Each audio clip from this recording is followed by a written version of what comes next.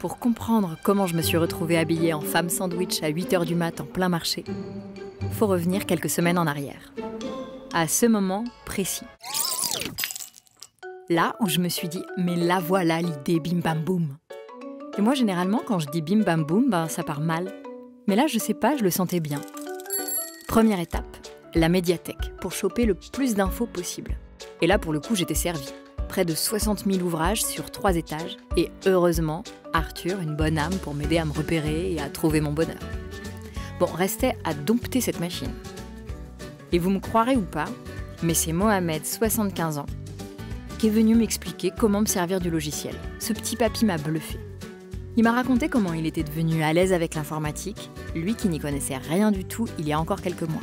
Ça s'appelle la Maison des Services. C'est nouveau, quartier château. Et c'est ouvert à toutes celles et ceux qui ont un peu de mal avec les ordinateurs. Sympa, Mohamed. Pour le moment, j'avais surtout méga faim et envie de prendre l'air.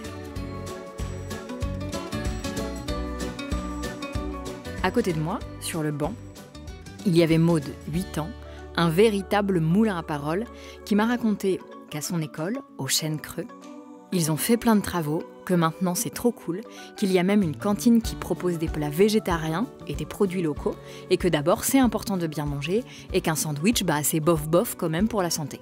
Du coup j'ai demandé à cette petite maline pourquoi elle mangeait pas à la cantine ce midi, et elle m'a dit qu'on était mercredi, qu'il n'y avait pas école, et que d'ailleurs elle avait judo dans 5 minutes, donc elle est partie. Et c'est à ce moment-là que j'ai failli recevoir un objet non identifié en pleine tête. Léane est venue le récupérer. Elle m'a expliqué qu'elle habitait quartier Ragon, qu'elle était championne d'Ultimate, un sport méconnu qui se joue avec un frisbee, et qu'elle revenait d'une compétition en Pologne où elle avait porté le maillot de l'équipe de France. Elle m'a appris quelques trucs, et je m'en suis plutôt super bien sortie, je crois. Dans la salle d'attente du médecin, j'ai rencontré Delphine, musicienne et chef de chœur. Elle s'occupe des élèves qui ont des horaires aménagés classe musique à l'école Pauline Roland. Ils chantent en chœur, ils approfondissent leurs connaissances musicales et développent leur sens critique. Ces cours leur permettent de découvrir des lieux culturels, de pratiquer différentes formes artistiques et de rencontrer des artistes professionnels. Je crois qu'elle aurait pu m'en parler des heures. Le médecin a été cool, rien de cassé, mais un peu de sport ne me ferait pas de mal, de la marche à minima. Alors les jours suivants, j'ai marché. J'ai même énormément marché. Et sans tricher. Moi qui adore la nature depuis que je suis toute petite, j'ai découvert à 2 pas de chez moi des coins super sympas qui me faisaient totalement oublier que j'étais en ville. Je me suis même retrouvée dans un lieu super chouette. J'y ai croisé Patricia, qui m'a fait visiter, et qui m'a montré comment elle arrivait à arroser quasi exclusivement avec l'eau de pluie grâce à ses récupérateurs.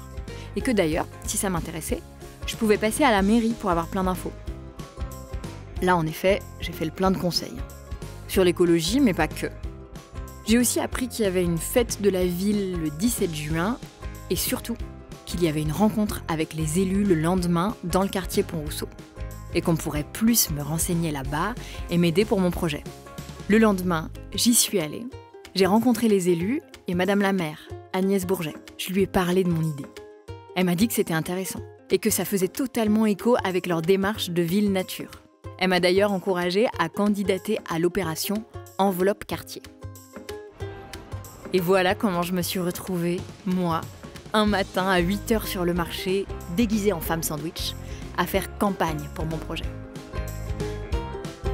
Et c'est ici, à Rezé, que tout allait commencer.